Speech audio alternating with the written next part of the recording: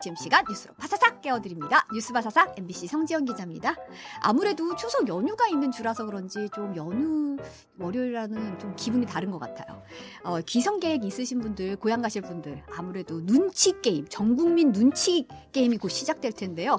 잠깐의 팁을 드리면 한국도로공사는 귀성 출발은 추석 전날이자 연휴 첫날인 28일 오전에, 귀경 출발은 추석 다음 날인 30일 오후에 가장 많을 것으로 관측했습니다.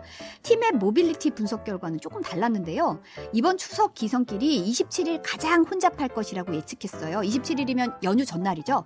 27일 밤 11시부터 28일 새벽 3, 4시에 떠나는 게 교통정체를 피하기 가장 좋은 시간대라고 전망했습니다.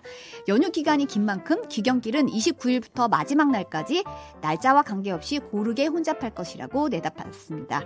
고향 가시는 분들 모두 안전하게 다녀오셨으면 좋겠네요. 이사나님, 명절에 시골에서 아시안게임 응원하면서 보시겠다고 전해주셨어요. 벌꿀님 벌써 내려가시는, 꿀벌님인가요? 벌꿀님인가요? 고향 내려가는 길이라고, 휴게소에서 시청 중이라고 하셨네요. 와, 벌써 일은 내려가셨네요. 태시코기님, 안녕하세요. 이정민님이 안녕하세요. 좋은 뉴스 잘 듣고 있습니다. 오늘도 응원합니다. 감사합니다. 네. 빈센트님, 저도 반갑습니다. 이장희님도 튀김옷 인사드립니다 하셨어요.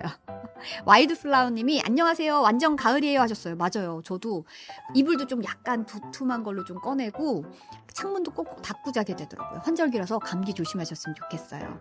꿀벌님이 고향 가는 길 너무 날씨가 좋아요. 그렇죠. 요즘 날씨 너무 좋죠. 신복이님이 추석 연휴도 바사삭 만나게 보내세요 하셨어요. 수포노말님이 벌써 제주도 사시나요? 제주도신가 보네요 하셨어요. 왕 알렉산더님도 안녕하세요 하셨고요. 네, 9월 25일 월요일 뉴스 바사삭 바로 시작합니다.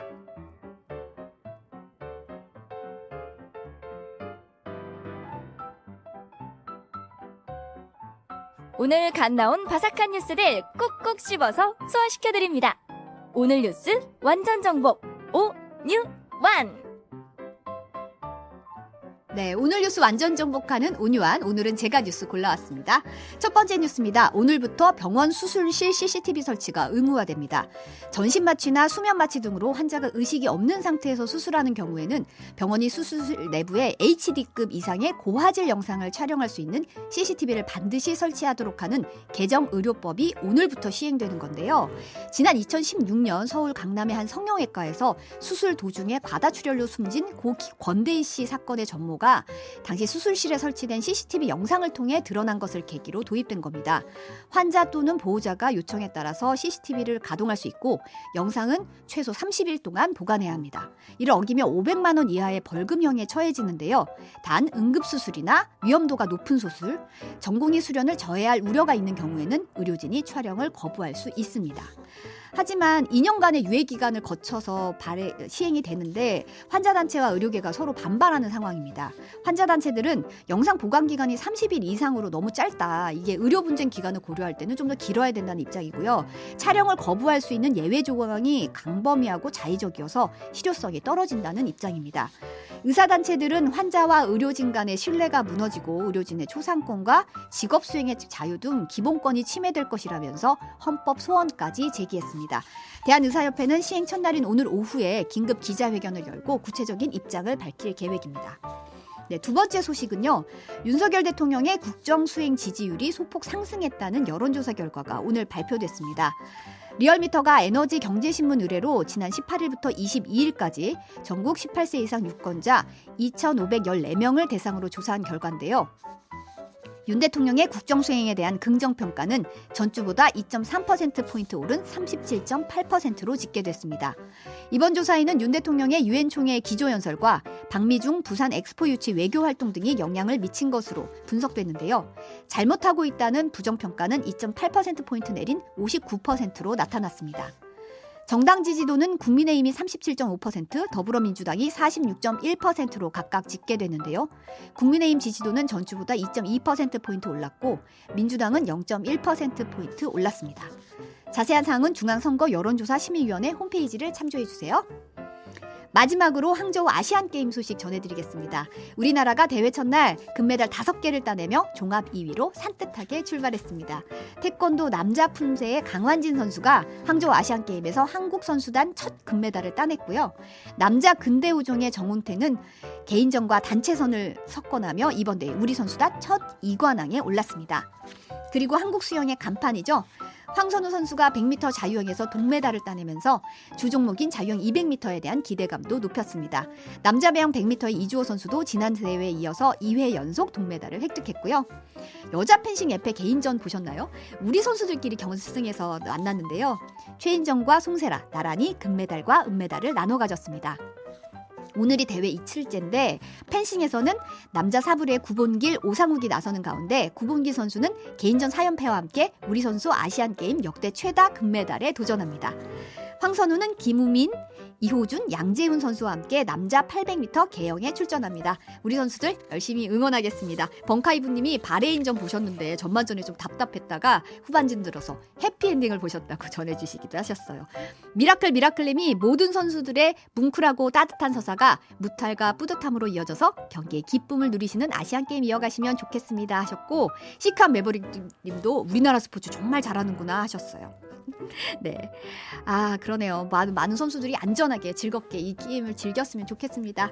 오늘 온유하는 여기까지 하고요. 여의도 인사이드 장윤성 기자 만나러 가보겠습니다. 여러분은 지금 점심시간 디저트 같은 방송 성지영의 뉴스 바사삭과 함께하고 계십니다. 좋아요와 많은 댓글 부탁드리고요. MBC 라디오 시사 채널 구독도 잊지 마세요.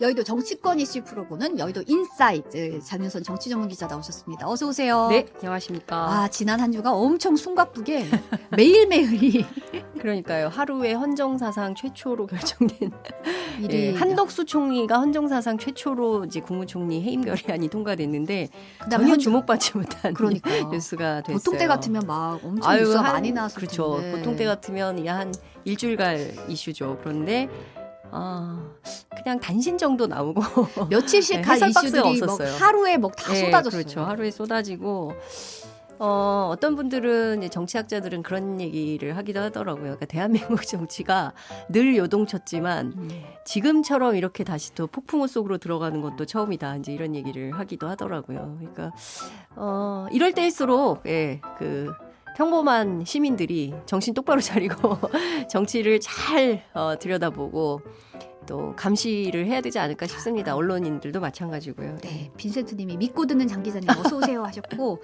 오지라퍼님이 오늘 처음 보는 옷이라고. 이거요? 네. 저 많이 힘든 옷인데 네. 저를 처음 보신 거예요? 아니요, 장 기자님 오늘 처음 보는 옷이라고 얘기하셨는데, 네. 미라클님이 부디 휴식 충분히 해주시면 좋겠다고. 그러니까요. 휴식을 할 수가 없어서 그게 문제입니다. 그러니까 참 업자들 입장에서 보면 뉴스가 거리가 많아서 어떤 때는 그럴 때도 있잖아요. 우리 그럼요. 동업자시니까 말씀을 드리자면 저희 이제 오늘 발제 뭐 하냐 정말 그렇죠. 오늘 진짜 쓸 거 없다. 그럴 때 있잖아요. 그런데 진짜 풍년이죠. 요새 같은 때는 원래 월요일이 이슈가 풍년이죠. 스트레이트가 좀 없어요. 적은 날인데 맞아요. 요새는 주말에 너무 일이 뭐가 많아서 그렇죠. 월요일에도 주말 동안 네. 잠깐 놓고 있었던 분들도 월요일 무슨 일이 있었던 거야? 이러면서 네. 정리를 해야 되는 그러니까요. 이런 일들이 너무 많은 것 같아요. 최근에 뉴스 한두 시간은 보셔야 됩니다. 미라클님이 향후에 초유의 일들은 좋은 일만 가득했으면 좋겠다고. 맞아요. 예, 저도 정말 그랬으면 좋겠어요. 오늘 연말이 좀 그러니까 정치가 굉장히 사나워지고 있습니다. 그러니까요. 진영 간의 갈등이 거의 그랬었는데 지금은 진영 안에서조차도 또 갈등이 폭발적으로 생기고 있어서 근데 사나울수록 또 사람들은 부드러운 리더십 또 부드러운 정치를 기대하고 있는데요. 이제 날은 추워지고 정치까지 사나워지면 우리는 어디에 기대해야 될지 걱정입니다. 그러네요. 네. 근데 오늘은 이제 시작은 요 얘기 조금 이따가 네. 하고 시작은 이제 전 해병대 수사단장 박정훈 대령 관련된 소식부터 한번 다뤄볼게요. 해임된 지난달 2일에 김계한 해병대 사령관과 박 대령의 부하가 통한 녹취 내용이 군 인권센터 통해서 공개가 됐는데요. 네. 어제 뉴스데스크 보도부터 보고 얘기 나누겠습니다. 네. 해병대 수사 자료를 경찰에 이첩하면서 박정훈 대령이 수사단장 자리에서 보직 해임된 지난 8월 2일 김계환 해병대 사령관이 그날 밤 수사단원 중 한 명에게 전화를 했습니다. 해병대 수사가 문제없다며 박대령을 두둔하는 듯한 말을 여러 차례 반복합니다. 어차피 우리는 저 진실되게 했기 때문에 잘못된 건 없어. 뭐 원칙과 공정하고 원칙대로 이렇게 다 했으니까 기다려보자 그래. 우리는 지금까지 뭐 거짓 없이 했으니까 됐어. 국방부 법무관리관과 통화한 기록도 갖고 있는지 묻습니다. 국방부 법무관리관은 죄명을 빼라, 혐의자를 빼라고 했다며 박대령이 외압 의혹의 당사자로 지목한 인물입니다. 그럼 정훈이가 또 저쪽이 뭐야? 국방부 뭐 법무관리관하고 얘네들 통화한 거 다 뭐 있을 거 아니야? 기록들 있지? 네, 맞습니다.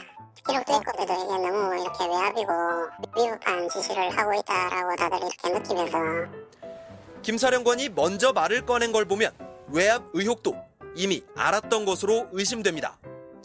군 검찰의 수사 방향은 이렇게 내다봅니다. 내가 해다가 안 되면 나중에 내 지시사항을 위반한 거로 이렇게 갈 수밖에 없을 거야 또. 네네. 이 김계한 해병대 사령관이 전화를 먼저 한 거네요. 먼저 했습니다. 8월 2일입니다. 그러니까 다시 또 한번 시간 다시 타임라인을 다시 또 네, 타임라인을 계속 거슬러 보면 7월 30날 박정훈 대령이 그 해병대 사령관 그다음에 이종섭 장관 등 포함한 군 관계자들에게 보고를 해요. 네. 그래서 그 자리에서 칭찬을 받습니다. 이 정도면 언론도 그리고 유족도 다 모두 만족할 만한 수사 결과다. 이대로 이첩하는 게 좋겠다라고 결론을 내리고 결재를 하고 그렇습니다. 결론을 결재를 내리고. 했죠. 그리고 그 다음 날인 7월 31일 오전 11시에 대통령실에서 수석 비서관 회의가 열리죠. 무슨 일이 있었는지는 지금으로서는 알 수 없습니다. 이거 특검으로 확인이 돼야 되는 이슈인데 어찌됐든 회의가 열려요. 그리고 11시 56분에 해병대 사령관이 장관으로부터 전화를 받습니다. 그리고 이첩 보류 지시가 나죠. 그런데 그 사이에 이첩은 되는 거죠. 네. 예, 10시. 그러니까 7월 31일 그 소동이 있고 그리고 나서 8월 1일 지나서 8월 2일 날 사이에 막 이첩을 해야 되니 말아야 되니 막 이런 소동이 네. 있다가 이거 안 됩니다. 이첩해야 됩니다. 군사법원법상 이렇게 가는 게 맞습니다. 우리가 수사 기록 만들었고 이걸 보내야 됩니다라고 해서 경북경찰청으로 보내죠. 근데 이 사이에 김계환 사령관이 네. 그 박정훈 대령한테 이러면 이제 명령을 어기는 거다. 이첩 보류해라라고 하지만 이제 8월 2일 날 오전 10시에 이첩을 하죠.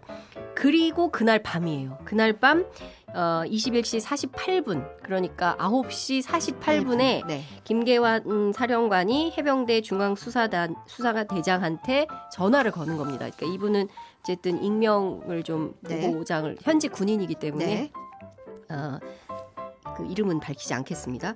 그래서 중수대장한테 전화를 건 거예요. 전화를 걸어서 앞서 쭉 그 대화의 맥락을 보면 아시겠지만 어쨌든 이제 후배들 잘 다독이고 입단속도 하고 이게 뭐 이렇게 많이 퍼지지 않도록 해라라는 이제 당부의 얘기를 하는 겁니다.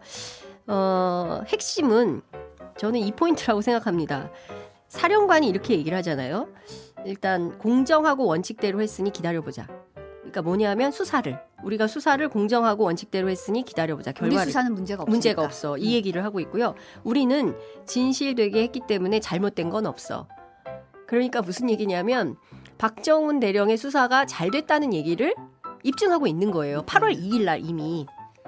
그러니까 박정훈 대령의 수사가 잘못됐다거나 이것은 항명이라거나 뭐 이러면 막 화를 냈겠죠.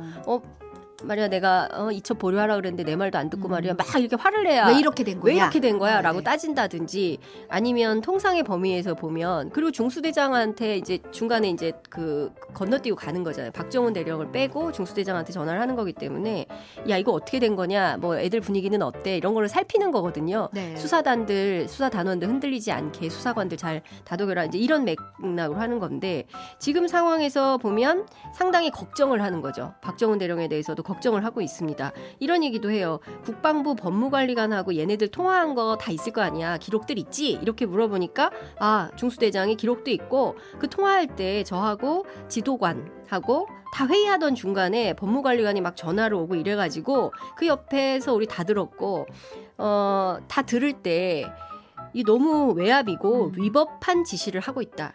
라고 다들 이렇게 느끼고 있어요. 라고 얘기를 합니다. 그러니까 박정훈 대령만 이 유재은 그 법무관리관으로부터 외압을 느낀 게 아니라 당시 그 현장에 함께 있었던 중수대장, 뭐 수사관, 지휘관 뭐 등등 포함해서 지도관 등등 포함해서 다 같이 이 위법한 지시다. 그 다음에 외압이다라는 것을 느끼고 있었다는 게 반증이 되는 녹음 파일이 나왔다. 이렇게 네. 볼 수가 있을 것 같습니다. 그러니까 핵심은 저는 이 얘기도 있어요. 김 사령관이 이런 얘기도 해요.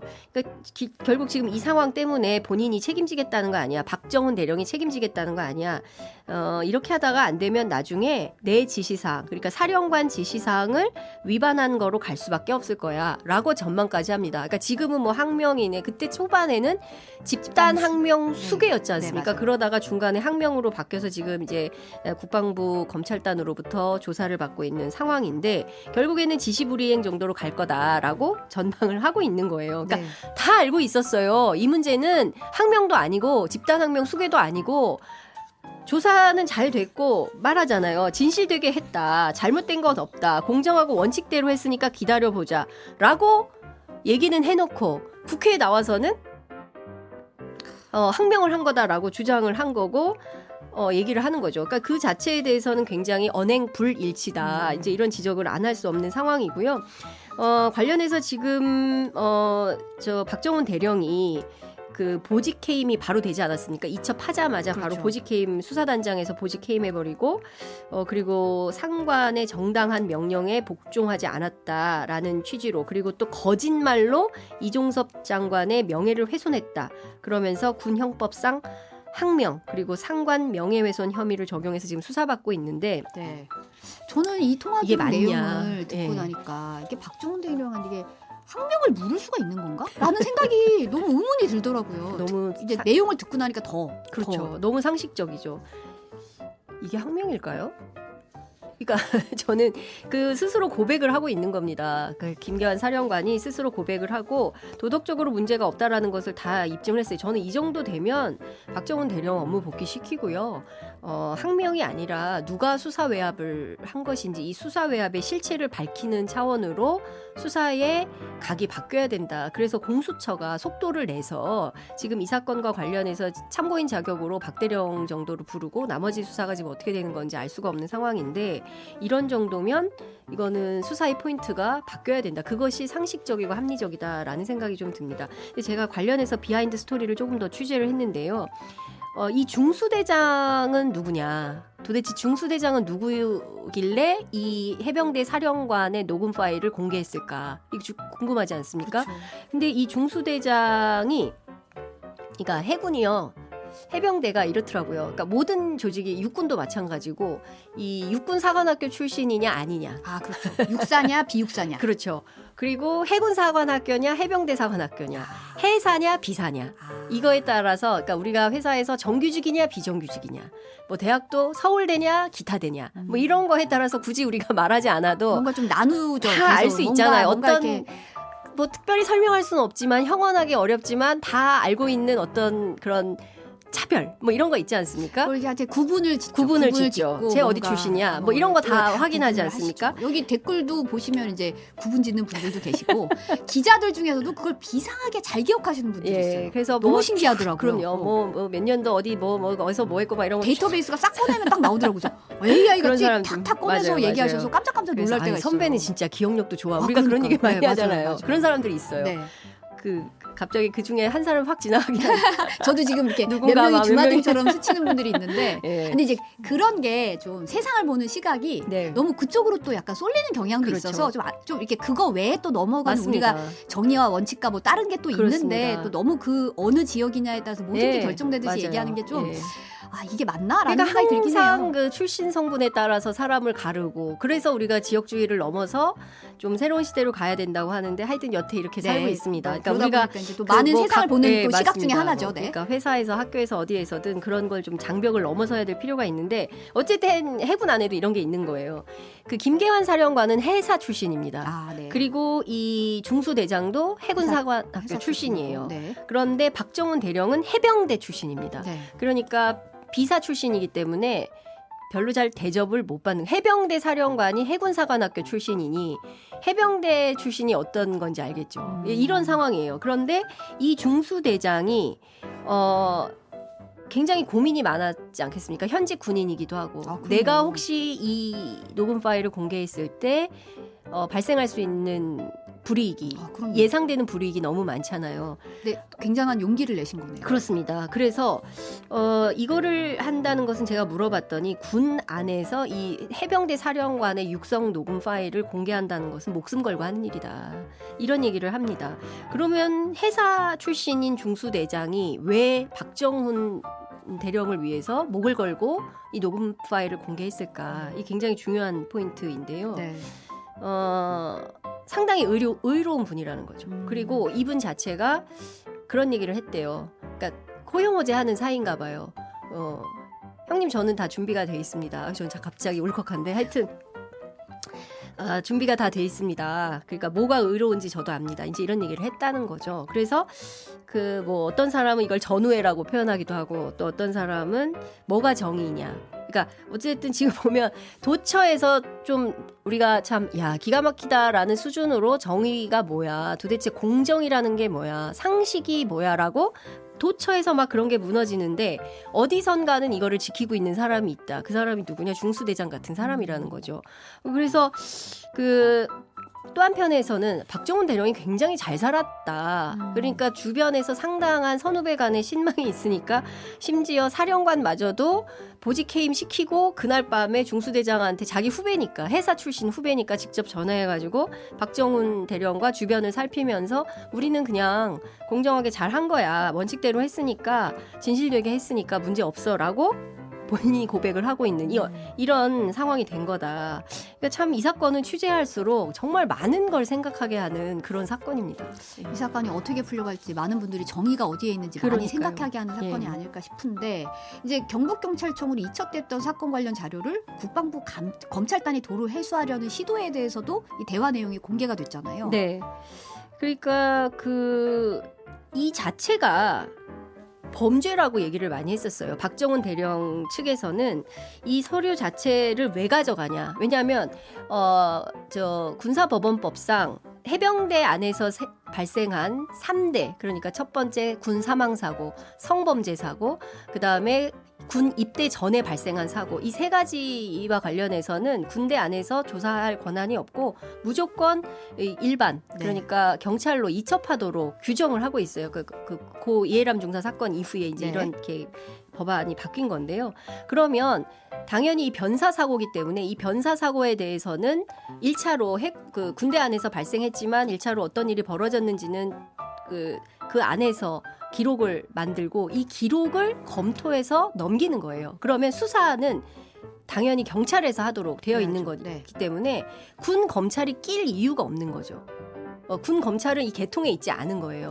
조사본부도 마찬가지, 그 라인에 있지 않은 겁니다. 그러니까 해병대 안에서 예컨대 만약에 이게 육군 안에서 발생했다. 그러면 육군 무슨 뭐 보병 몇 사단 뭐 어디서 있었다. 그럼 그 부대 안에서 이 사건의 변사 기록은 만드는 거죠. 그런 다음에 이 변사 기록을 해당 경찰청으로 넘기면 되는 거예요. 군 검찰이 낄 여지가 없어요. 국방부 조사본부가 우리로 치면은, 그러니까 민간으로 치면 경찰에 해당하는 건데 국방부 조사본부도 낄 여지가 없어요. 다만 이 사건에 대해서 자꾸 이첩하라고 하니까 박정훈 대령이 그런 얘기는 합니다. 그러면 차라리 국방부 조사본부에서 이 사건을 가져가서 거기서 하든지 왜 자꾸 이것을 중간에 끼워서 하느냐. 아예 그럼 개통을 그렇게 해라라고 얘기도 합니다. 근데 그것도 안 했어요. 근데 여하튼 이첩한 걸 중간에 8월 2일 날 도로 가져가지 않습니까?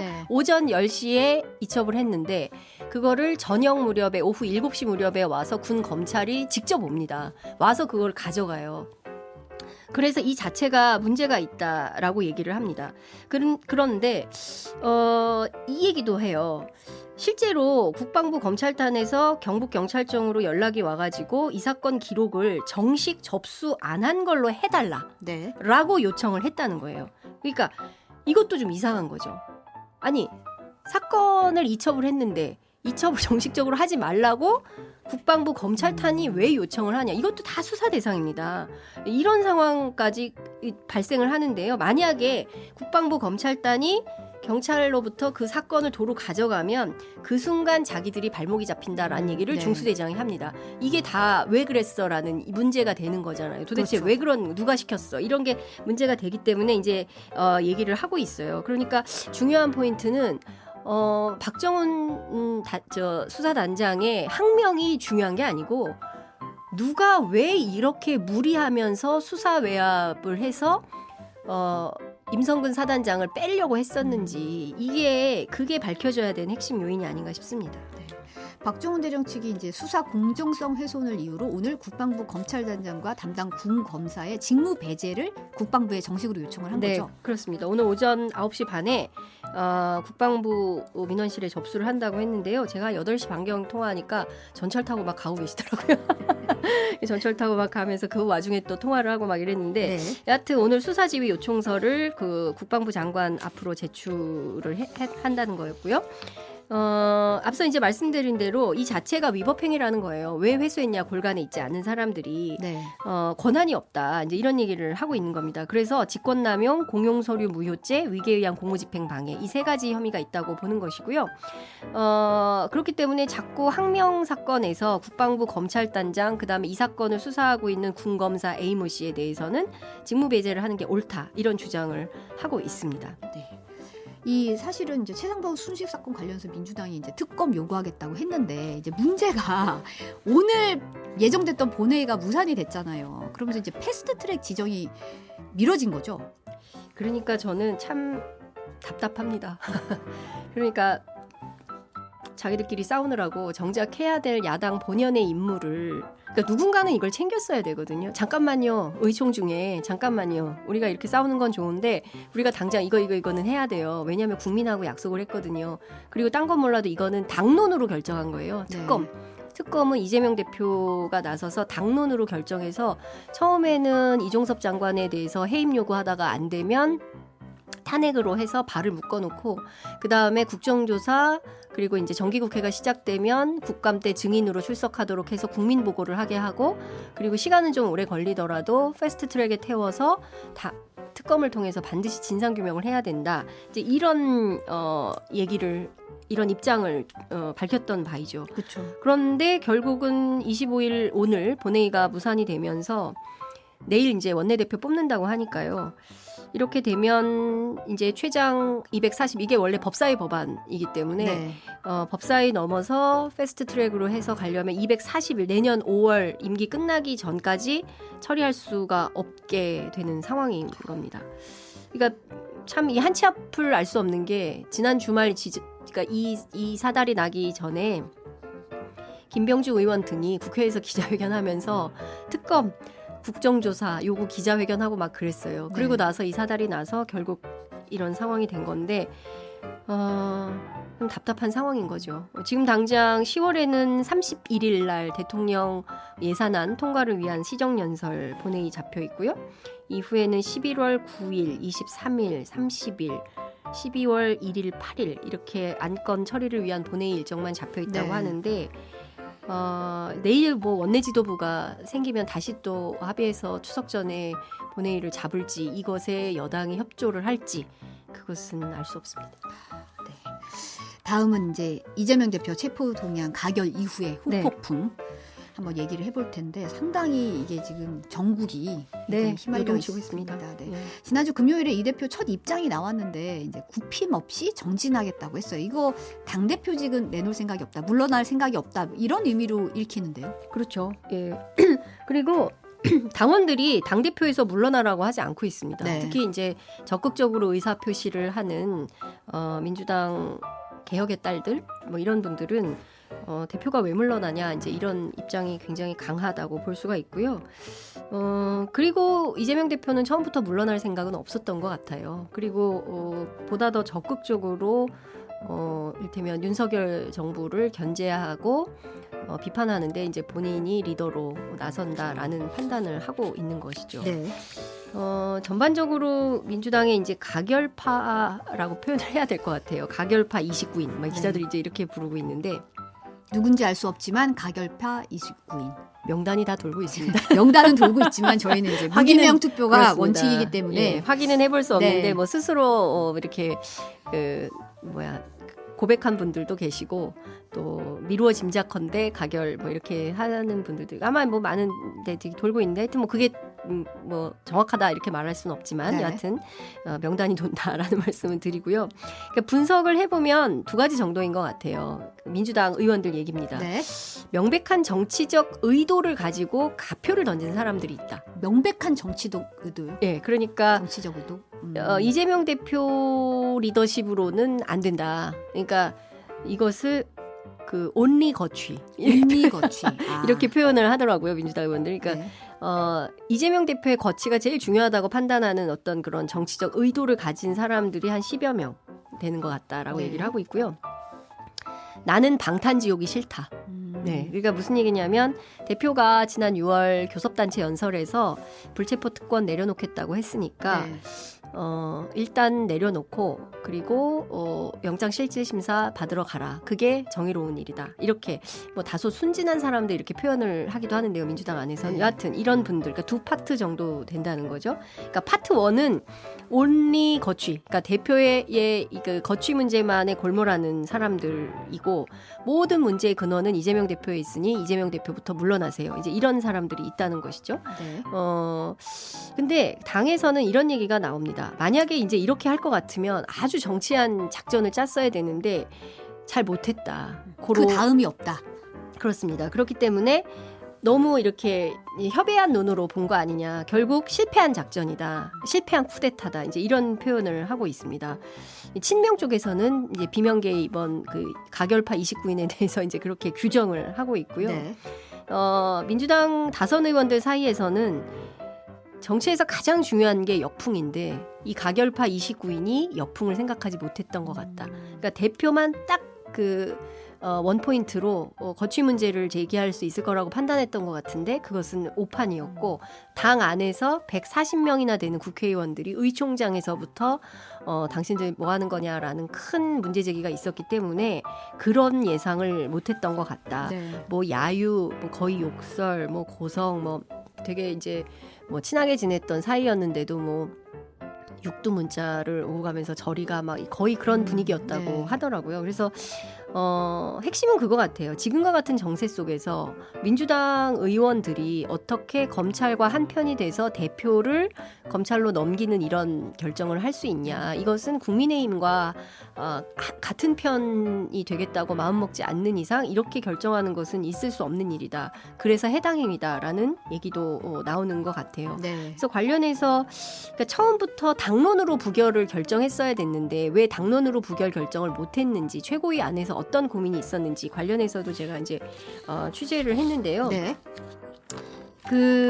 이런 얘기가 나오는 거예요. 그러니까 그 2번 정도, 그러니까 18일 날 영장 청구가 되고 연거퍼서 이틀 동안 비공개 그 최고위원회 회의가 열렸는데 이 안에서 수많은 얘기가 있었는데 3인 정도가 당론으로 부결을 결정하면 오히려 그러면 나는 가결 뭐 이런 사람들이 의외로 생길 수가 있다. 그래서 차라리 당을 그런 당심을 그러니까 국회의원들의 그런 마음을 자극하지 않기 위해서 당론으로 부결하지 말고 기다려보는 게 어떻겠냐. 믿고 기다려보자. 그래서 권고적 당론 이런 표현까지 쓰면서 권고적 당론이요. 권고적 당론이라는 표현을 쓰면서 완곡하게 부탁을 했던 거였다. 그런데 결국 앞서 말씀드린 대로 의도가 분명하거나 그리고 방탄지옥이 싫다 이런 류의 두 파트의 사람들을 부결로 끌어내는데 실패한 거 아니냐 이제라는 얘기가 나오고 있는 것입니다. 그 중요한 포인트는 대충 언론들이 그 친명계에 대한 거부감이나 그리고 또 비판적인 언론이 또 많지 않습니까? 그래서 대충 넘어갈 수 있을 거라고 생각을 했었던 모양인데 당원들의 저항이 굉장히 크고요. 그리고 실제로 첫날은 탈당이 3,300명이었대요. 그런데 입당이 3,200명. 그러니까 입탈당의 숫자가 비슷하고 당원들의 여파가 되게 커질 거라고 생각을 했는데 제가 어제 오후, 일요일 오후 9월 24일 오후 5시 현재 확인한 탈당 수는 5,697명. 입당은 27,774명.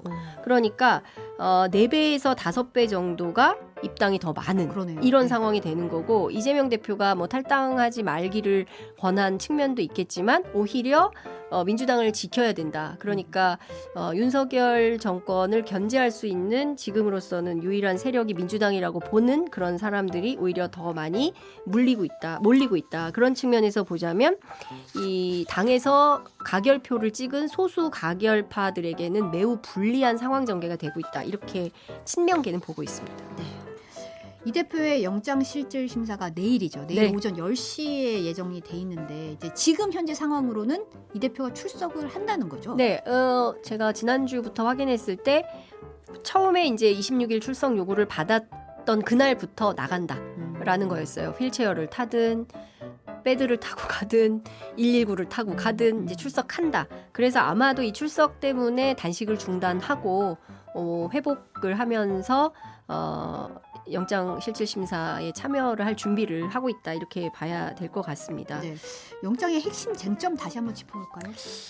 이제 너무 얘기를 많이 했지만 다시 한번 또 네. 짚어드리면 첫 번째는 백현동 네. 백현동 개발 사업 관련해서 특정경제가중처벌법상 위반 혐의로 네. 배임 혐의가 좀 되어 있고요. 또 하나는 검사 사칭 공직선거법 위반 사건과 관련된 위증교사 혐의가 있습니다. 네. 그리고 세 번째가 불법 대북송금 사건 관련 뇌물 및 외국환 거래법 위반 혐의. 이게 쌍방울. 그렇죠. 쌍방울 대북송금 사건 800만 달러 이제 이거죠.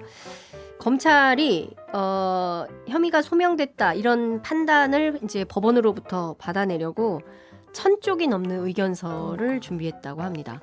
이거 다 읽을 수 있는지 하여튼 뭐 판사들은 많이 읽는 게 이렇게 훈련이 돼 있기 때문에 여하튼 이 1000쪽의 의견서를 읽어야 될 것 같고요. 반대로 이재명 대표 측은 검찰이 영장에 적시한 혐의는 근거가 없다. 이거는 상당히 무리한 수사이고 구속에 이를 만한 상당성이 없다. 이렇게 주장을 하고 맞서고 있습니다. 네. 국회 주변에서는 그래서 유창훈 서울중앙지법 영장 전담 부장판사는 어떤 사람이냐. 뭐 세평, 뭐 서울대 몇 학번, 뭐 누구랑 동기, 뭐 어느 기수, 뭐 누구랑 친해, 뭐 별 얘기가 다 그러니까 각 회사의 어떤 정보 보고란에 엄청난 이제 그 중에 오보도 많고 틀린 것도 그러니까요, 많고 네. 막 이제 이런 그래서 또 뭐 어떤 국회의원 또 사과도 하고 뭐 이제 이런 일들이 사과. 예. 네. 그러니까요. 그러니까 아니 팩트 체크를 좀 네. 하셔야 되는데 여튼 그러니까 뭐 하여튼 그런 일이 있었어요. 그래서 지금 중요한 포인트는 구속 여부는 유창훈 판사만 안다. 그러니까 지금은 이 카더라 이렇더라 저렇더라 막 이제 이런 얘기를 하고 있는데요. 상황은 좀 그렇고요. 기자들, 법조 기자들 사이에서 제가 법조를 오래 했던 선배한테 물어보니까 도주 우려는 없다. 당대표니까. 예, 당대표기도 하고 지금 뭐 단식해서 굶고 있고 막 이런데 어딜 가겠냐. 그리고 주소지가 확실하다. 네. 그래서 도주의 우려는 없는데 증거인멸. 이 우려가 구속을 가르는 기준이 될 거다. 증거인멸. 예, 이렇게 보고 있습니다. 네. 그래서 검사 사칭 공직선거법 위반 사건과 관련된 위증교사 혐의가 들어갔다고 기자들은 보고 있는 것 같습니다. 아, 이게 이제 들어간 중요한 이유가 키포인트가 될 거다. 왜냐하면요, 이 사건이 21년 전 사건이에요. 21년 전. 2002년에 그때 당시에 변호사 이재명은 성남 시민내 모임에서 활동을 하고 있는 활동가였어요. 네. 시민운동가죠. 이때 당시에 추적 60분 KBS의 탐사보도 프로그램인데 네. 여기에서 특혜 의혹 분당 파큐브 무슨 일이 있었나 뭐 이제 이런 프로그램이 방영되는 과정에서 이제 PD하고 같이 이 준비하면서 이제 검사 사칭 논란 전화 통화하고 뭐 이제 이런 논란이 있었던 건데요. 검찰은 당시 법원이 이재명 대표가 이 프로그램 맡았던 담당 PD하고 공동 정범으로 검사 사칭에 가담을 했다. 그래서 공무원 자격 사칭죄 뭐 요걸 걸어서 당시에 지금 돌아가셨는데 당시 김병량 성남시장으로 하여금 형사처분 또는 징계처분을 받게 할 목적으로 허위사실을 신고했다. 무고죄 이렇게 네. 판결을 한 바가 있습니다. 이 사건과 관련해서 왜 지금 그러면 21년 전 사건을 다시 갖고 왔냐. 2002년이면 네. 네. 중요한 포인트는 백현동이나 대북송금만으로는 구속사유가 안 될 수도 있다. 라고 검찰이 판단한 거 아니겠냐라고 법조 기자들은 보고 있는 겁니다. 네. 과거 사건을 끌어들여서 나온 이유는 실제로 위증교사 혐의가 크고 이것은 증거인멸의 우려가 있다고 볼 수 있기 때문에 그 점을 강조하려고 검찰이 넣은 거 아니겠냐 이제 이런 얘기를 하는데요. 최근에 박찬대 최고위원 있지 않습니까? 네. 이제 이분이 이제 대표적인 친명계 의원인데 이화영 전 부지사 부인을 접촉하고 난 다음에 이화영 전 부지사의 변호인이 해임되고 아, 그렇죠. 뭐 정신 차려 뭐 이렇게 부인이 이제 나서서 얘기를 하고 변호사가 2번이 바뀌고 그다음에 막 재판이 파행되고 뭐 국선 변호인이 들어오고 뭐 이런 전 과정이 사실은 증거인멸의 과정이 아니냐라고 검찰은 의심을 하고 있다는 겁니다.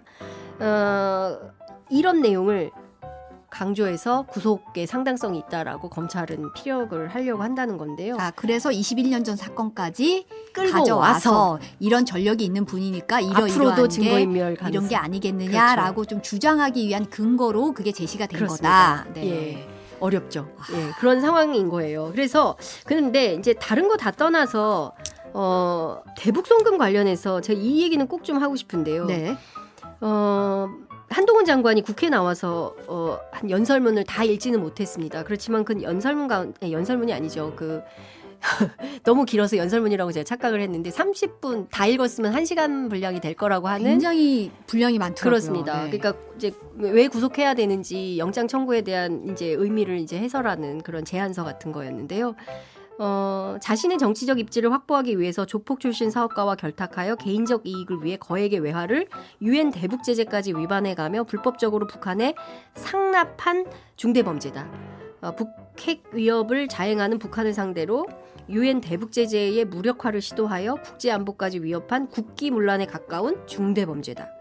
이런 얘기를 하고 있어요. 근데 이거는 확인되지 않은 거거든요. 물론 이제 영장에서 주장을 할 수 있지만 거기에 상당한 근거나 뭐 이런 자료들이 나와야 되지 않겠습니까? 근데 현재로서는 그걸 입증할 만한 자료가 없다라는 것이 실제로 검찰 들어가 봐서 조사를 받았는데 그 내용이 없다라는 것이 박균택 변호인의 설명이에요. 그러니까 뭐 상당한 내용이 있을 줄 알았는데 증거가 별로 없더라. 이재명 대표도 이제 검찰 수사 받고 나서 이제 그런 내용을 페이스북에 올리지 않았습니까? 네. 근데 그런 측면에서 보자면 이걸로 구속이 가능하겠냐라는 전망도 나오는 거죠.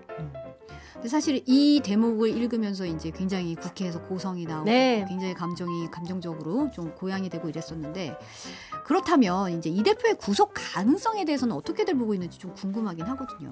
그러니까 김의겸 의원 같은 경우는 기각 확률이 70%다 이렇게 얘기를 하고 이런데 알 수 없다. 제가 앞서 말씀드린 대로 오로지 아는 사람은 딱 한 분, 영장 전담 부장판사만 안다. 안다. 그래서 민주당 안에서 그래요. 미리 예단하고 예측해서 막 뭐 이렇게 될 거다라고 얘기하는 게 오히려 도움이 안 된다. 그냥 판사가 법률에 따라서 헌법과 양심에 따라서 판결할 수 있도록 믿고 기다리는 수밖에는 없다. 뭐 이렇게 된다, 뭐 저렇게 된다. 말하지 말자라고 얘기도 하는데 하여튼 그래도 또 말하시는 분들이 있어요. 여하튼 그런데 친명계 쪽에서는 이 정세가 이렇기 때문에 51대 49 정도로 구속 가능성이 조금 높은 거 아니냐 이제 이렇게 전망을 하고 있습니다. 네. 근데 민주당 법률위원회 소속 벽조인들 취재를 해보면요, 상식적이고 합리적인 판사라면 당연히 기각시킬 것이다 라고 말은 합니다. 그러나 불안하다 이렇게 대신으로. 예, 그렇게 얘기를 하고 있고요. 앞서 말씀드린 대로 광주 고검장 출신의 박균택 변호사는 오래 검사하신 분인데요. 법리로만 보면 당연히 기각이다. 그런데 지금의 정세에서 판사가 법리로만 판단할 수 있을까라는 의심이 든다는 거죠. 본인도 검사 오래 해봤지만 우리 법원이, 우리 검찰이 정치권으로부터 완전히 자유롭다. 난 그 말은 못하겠다. 이제 이렇게 그 박균택 본인도 변호사 검사를 해봤지만 검사 오래 해봤지만 우리 법원과 검찰이 정치권으로부터 완전히 자유로워요. 뭐 이렇게 말하기 어렵다라고 말을 하고 있어요. 특히나 이제 검찰 정권 아니겠습니까? 윤석열 정권 하에서 이 정세에서 상당히 걱정이 된다. 이제 이런 얘기를 하는데 왜 그래서 본인이 가결을 안 된다라고 얘기를 했냐면 검찰은 지금 완전히 대놓고 정치를 하고 있는데 오히려 정치를 해야 되는 정치 집단인 민주당은 무슨 선비처럼 법률가적 판단을 하고 있다. 자기 검찰 출신이고 검사 출신이지만 좀 이해가 안 된다라는 얘기를 하고 있어요. 그러니까 가장 정치적이어야 할 정치 집단은 법률가적 판단을 하고 가장 법률가적 판단을 해야 되는 검찰은 정치적 판단을 하고 이 불일치를 어떻게 이해를 해야 될지 참 이 현실이 참 고통스럽다 이런 표현을 쓰기도 하는데요. 상황은 지금 그렇습니다. 근데 사실 이제 뭐 물론 이제 맡기고 이제 판단을 구해야 되겠지만 이제 구속이냐 기각이냐에 따라서 향후 전국 시나리오가 이제 완전 달라지잖아요. 그렇습니다. 이제 아무래도 이제 어떻게 될 것이냐 시나리오를 저희는 이제 얘기할 수밖에 없는 입장이다 그렇습니다. 보니 어떻게 될 걸로 보시나요? 지금 국회 출입 기자가 한 1,500명 정도 된다 그래요. 전부 그 취재하고 있습니다. 각각 시나리오를 네, 돌리고 전부 있겠죠. 뭐 시나리오 네. ABC 막 다 취재를 하고 있는데요. 뭐 기각되면은 완전히 반전의 드라마가 이제 새로 쓰이는 거고 여권 안에서도 이렇게 되면 한동훈 장관은 물러나야 된다라는 얘기가 나옵니다. 네. 예, 책임지고 물러나. 그동안 뭐 한 거냐? 수사를 1년 근 2년이 다 되도록 수사를 하고 있는데 그러면 뭐 증거도 제대로 없이 수사했다는 거냐? 검찰 책임론, 한동훈 장관 책임론이 상당히 거세게 불 거다라는 얘기를 하고 있죠. 네. 그렇게 되면 민주당은 그야말로 이재명 대표는 이제 날개를 달게 되는 것이죠. 그래서 지금까지 있었던 것에 대한 이제 비판을 하면서 뭐 지지율도 엄청나게 올라갈 것이고 이제 영향력은 엄청 커지는 이런 상황이 될 거고 당내에 있었던 수많은 소란들도 일거에 정리되는 이런 상황이 될 거고요. 네. 이제 문제는 그 반대의 경우죠. 이제 영장 청구가 받아들여서 구속이 됐을 때 그때 민주당은 어떻게 될 거냐? 파국 아니냐 이제 이런 얘기를 하고 있고 실제로 당 지도부는 그때 어떻게 할 것인지를 중심에 놓고 고민을 하고 있는 걸로 보여요. 물론 내부에서는 그럴 일 없어요. 구속 안 돼요. 뭐 이제 기자들한테 그런 설명을 하고 있지만 네. 내부에서는 이재명 대표의 정치 인생에 상당히 큰 그 갈림길이 될 거고 구속 이후에 어떻게 할 거냐. 그래서 강경한 분들은 이제 옥중에서 해야 된다. 그리고 민주당이 대표가 옥중에 간다 하더라도 뭐 대표직을 내려놔야 된다, 뭐 탄핵해야 된다 이런 그 규정이 없다는 거예요. 그렇기 때문에 대표 스스로 거취를 포명하기 전까지는 대표의 직은 계속된다. 그래서 옥중에서 당무를 볼 가능성이 매우 높다라고 전망을 하고 있는 것이죠. 네. 그렇지만 비명계에서는 초반은 그럴 수 있다. 뭐 일주일, 2주일 정도는 뭐 격앙된 상태에서 그렇게 운영이 될 수 있지만 이게 세월이 길어지면 그게 가능하겠냐라는 얘기를 하고 있고요. 또 어떤 의원들은 무슨 얘기를 하냐면 12월까지는 이제 옥중에서 하고 12월 말 1월부터는 비대위 체제가 됐던 아니면 새로운 대표를 뽑든 새로운 지도부를 뽑든 뭐 이렇게 가야 되지 않겠냐.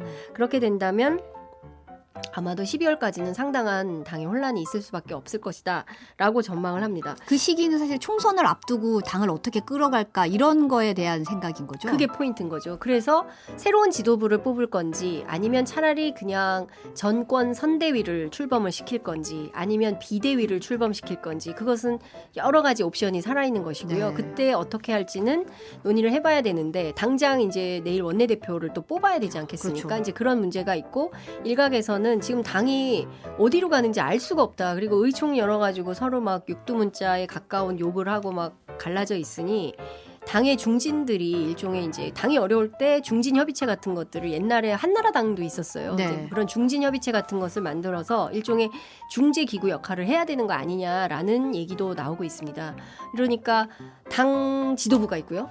원내 지도부가 있고요. 중진 협의체를 또 협의체고. 만들어서 뭐 중간에 어떤 거중 조정의 역할을 해야 되는 거 아니냐라는 얘기도 나오고 있어요. 근데 이 얘기대로 될지는 모르겠습니다만 하여튼 당에서는 매우 이런 상황이 이렇게 할까 저렇게 할까 이렇게 하면 좋을까 저렇게 하면 좋을까 암중무색이 진행 중이다. 그게 그만큼 민주당 내 분위기가 상당히 혼란스러운 거를 반영하는 것 같은데 그렇습니다. 이제 말씀하신 대로 내일 원내대표 선거 치러지는데 사실 가결 이후에 원내대표 선거까지 굉장히 빠르게 진행이 되고 있어요. 네, 근데 그건 그럴 수밖에 없어요. 왜냐하면 근데 이 말씀도 좀 드려야 될 것 같은데 이 박광원 대표만 책임이냐라는 얘기를 해요. 네. 그러니까 원내대표로서 책임지는 것은 너무 당연하다. 왜냐하면 입법 관련해서도 실패했을 땐 책임지고 물러나기도 하고 하니까요. 네.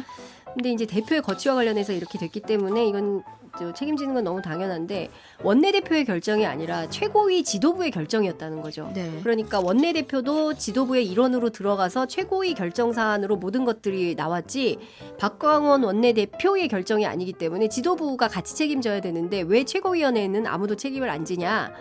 책임지겠다는 사람이 없는 거 아니냐? 송갑석 의원 하나만 지명직 최고로 그만두겠다고 하고 사표 수리를 하지 않았습니까? 그러니까 그거 말고는 아무도 책임지는 사람이 없다.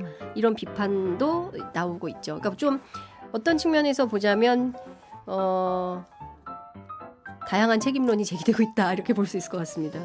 지금 후보에 김민석, 남인순, 홍익표, 우원식 의원이 이제 나왔는데 네, 이제 모두 범친명계라는 표현이 등장했더라고요. 어떤 분들이시죠? 그렇죠. 일단 뭐 한 분씩 설명을 좀 드리자면 가장 먼저 입후보한 분이 삼선의 홍익표 의원이었어요. 네. 그러니까 그 의원들이요, 원내대표는 자기들끼리 뽑는 반장 선거잖아요. 그러니까 누가 나를 밀어줄지 뭐 이런 것들을 다 표 계산을 좀 하면서 시작을 해요. 많지 않기 때문에. 선거의 기본이죠, 사실은. 그렇습니다. 네. 그리고 다 만나보고 사전에 전화도 합니다. 나올 거예요? 안 나올 거예요? 그럼 나 나갈 텐데 나 밀어줄 거야? 뭐 이런 얘기들을 하는데 하여튼 뭐 그런 과정이 있었더라고요. 근데 그 제가 다 말씀드릴 수는 없는데 하여간 상당한 대화가 있었다. 의원들 사이에. 네. 그 지난 4월에도 도전했었어요. 아, 두 그렇죠. 번째 네. 도전이고 민주당은 재수생이 유리합니다. 네, 그래서 홍익표 의원이 이번에 나오면 이제 재수생이 되는 건데요. 대선 때는 이낙연 캠프에서 정책총괄 본부장을 했습니다. 그렇지만 지금은 친명계로부터 강력한 지지를 받고 있고 정치권 안에 제가 취재를 했을 때 정청래 의원이 상당히 세게 출마 권유를 했다. 이런 얘기가 돌고 있습니다. 네. 사실은 지난 4월에도 그때는 우원식 의원이 출마를 권유했어요. 민평련 쪽에서. 그래서 출마를 했다가 당선될 가능성이 높다고 판단했는데 친명 지도부에 대한 견제가 필요하다는 의원들의 판단에 따라서 박광원 지도부가 탄생한 이런 상황이었거든요. 네. 근데 의원들이요 되게 정치적이잖아요. 그런데 원내대표를 뽑을 때는 정치적인 사람을 안 뽑는데요. 그래서 무슨 얘기냐 그랬더니 품격 있고 인품이 훌륭해야 되고 상대방을 배려할 줄 알아야 되고 너그러워야 되고 항상 인간적이어야 되고 뭐 베풀 줄 아는 사람이어야 되고 막 얘기를 하는 거예요. 네. 그래서 그런 사람이 누구예요? 없지. 지금 그래서 누구를 마음에 두시고 그런 얘기를 그러니까 하시지? 저도 막 이랬는데. 그랬더니 없죠. 이렇게 얘기를 하더라고요. 근데 하여튼 그런 상황인데 네. 여하튼 이번에는 완전히 다르죠. 그러니까 비명계가 이런 선택을 했기 때문에 이번에는 반드시 친명 지도부가 들어설 수밖에 없고 사실상 5개월 만에 다시 친명 지도부가 들어서게 되는 이런 상황이 되는 겁니다. 네. 홍익표 의원하고 어제 통화를 했어요. 네. 어떻게 할 거냐 했더니 본인이 이 시국에 나는 경선은 하고 싶지 않다라는 입장을 밝혔습니다. 경선은 하고 싶지 않다. 네, 그래서 상당히 많이 나와.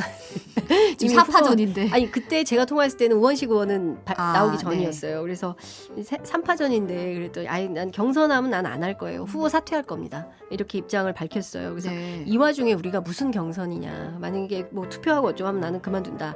이런 입장을 밝혀서 중도 사퇴할 가능성도 있습니다. 네. 그런데 친명 쪽에서 안 돼.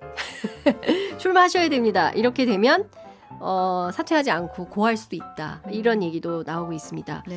두 번째로 후보 등록을 한 분이 남인순 의원이에요. 네. 여성운동가 출신이고요. 3선의 국회의원이고 지금 정개특위 위원장을 맡고 있습니다. 선거법 개정의 가장 중요한 키맨이라고 할 수가 있겠는데요. 네.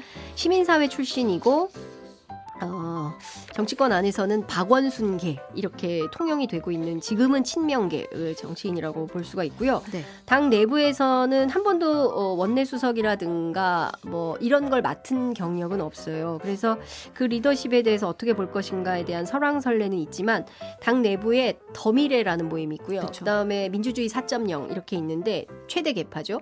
더미래 쪽에서 미는 후보입니다. 네. 여기는 친문, 친명이 이제 섞여 있는 그런 모임이긴 한데요. 제가 더미래 의원 중에 한 분하고 어제 통화를 했는데, 우리 남인순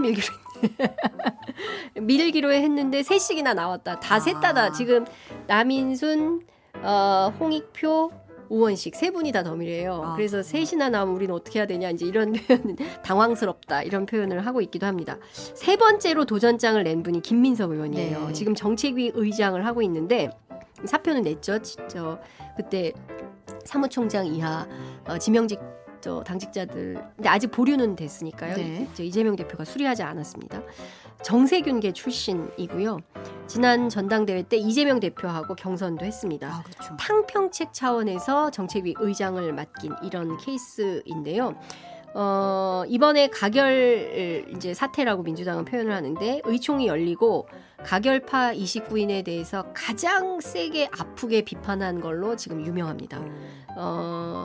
그래서 이번에는 비명계 지지를 받기가 어려울 거다. 이제 이런 얘기가 나오고 있는데요. 네. 국민의힘과 협작 답했다. 이렇게 비판하면서 이재명 대표를 엄호해서 그렇다는 겁니다. 어제 통화를 했는데요. 왜 출마를 결심하셨습니까? 라고 얘기를 하니까 원내 지도부가 사퇴하고 난 다음에 의원들이 자꾸 권해서 네. 어떻게 할까 고민하다가 토요일 저녁에 마음을 정했고 출마 결심을 했다. 이번 선거는 사명감 선거도 욕망의 선거도 능력의 선거도 아니고 방향의 선거다. 그래서 민주당이 도대체 어느 방향으로 가야 될지 그걸 결정하는 데는 요 방향을 정리하는 것은 내가 잘하지 않을까 이런 판단이 들어서 출마했다. 이제 이런 입장을 밝히고 있습니다. 마지막으로 의외다. 도전장을 낸 분이 바로 민평년 좌장 사선의 우원식 의원입니다. 아침에 전화했는데 꺼져 있고 아까 방금 전에 전화했는데 칼날이만 돌아가고 전화를 받지 않아서 통화를 못했습니다. 네. 민주당에요 한 번도 없었던 게 재선의 원내대표입니다. 근데 원내대표를 2번 하는 거. 그렇습니다. 네. 쉽지 않아요. 원내대표를 2번 하는 건 쉽지 않은데 도전장을 내셨어요. 2017년에 이미 원내대표를 했었거든요. 네. 당이 비상 상황이기 때문에 친명계 초선들 중심으로 강력한 출마 요구를 받았다. 이분이 을지로 위원장을 오래 했어요. 그러니까 주로 노동, 네. 환경, 후쿠시마 오염수 관련해서 제일 먼저 단식한 분이 우원식 의원이죠. 그렇죠. 특히 이제 뭐 SPC 같은 노동 현안, 뭐 노동자의 어떤 억울한 죽음 이런 거 생겼을 때 가장 먼저 현장에 달려가는 운동가 형이죠. 환경, 인권, 노동 뭐 이런 거 이제 각별한 관심을 갖고 있는 분인데요. 제가 더 추가 취재를 했더니 박주민 의원 등이 찾아가서 지금 세 분의 리더십으로는 당 상황이 정리가 안 될 것 같다. 그러니까 지금은 만약의 경우에 대표가 구속이 된다면 그 이후에 민주당이 어떻게 될지까지도 계산 염두에 두고 원내대표를 선출해야 되는데 좀 어렵지 않냐. 그래도 우원식 의원 정도 되는 리더십과 그 경험이 있는 분이 해야 되는 거 아니냐라는 차원에서 이렇게 뭐 달려가서 부탁을 했다고 합니다. 그래서 이제 나왔는데 다선 의원들은 한 번 했으면 됐지 뭘 또 하냐. 네. 이게 좀 아니지 않냐라고 평가를 합니다. 그래서 모르겠어요. 이 네 분이 이제 4파전인데 앞서 말씀드린 대로 반장 선거고 뭐 많잖아요. 인품도 좋아야 되죠. 스킨십도 좋아야 되죠. 품격 없으면 싫어한다고 하죠. 너그러워야 되죠. 너무 많아요. 조건이 까다롭고 그래서 어떤 분이 될지는 잘 모르겠는데 상당히 팽팽할 수도 있고요. 의외로 아예 현장에서 경선은 안 된다 이런 분들도 많습니다. 다선이 선수가 높을수록 이 상황에서 투표하면 안 된다. 어찌됐든 당이 화합하고 의견을 모아서 일치된 의견으로 누군가를 추대하는 방식으로 가야지 뭐 투표 끝난 다음에 누가 몇 표 찍었고 뭐 이렇게 또 싸우면 안 된다. 여기서 이제 뭔가가 안 된다. 그렇기 때문에 아마도 의총장에서 투표하기 전에 그러지 말고 아무개로 우리가 합시다. 이렇게 해서 투표하지 않고 단일 후보로 앞서 말씀드린 대로 뭐 그렇게 결정이 될 수도 있고요. 또 안 된다. 뭐 이렇게 또 이제 남인순 캠프 취재를 해보니까 벌써 캠프가 있어요. 취재를 해보니까 우리는 그냥 고다. 그냥 간다. 예. 그래서 투표할 수도 있고요. 그래서 지금은 예측할 수 없다. 근데 지금 당내 상황은 이렇다. 제가 뉴스 바사삭 들어오기 10분 전까지 확인한 12시 20분까지 확인한 내용입니다. 네. 오늘 여기까지 듣겠습니다. 여의도 인사이드 장윤선 기자였습니다. 오늘 감사합니다. 네, 고맙습니다.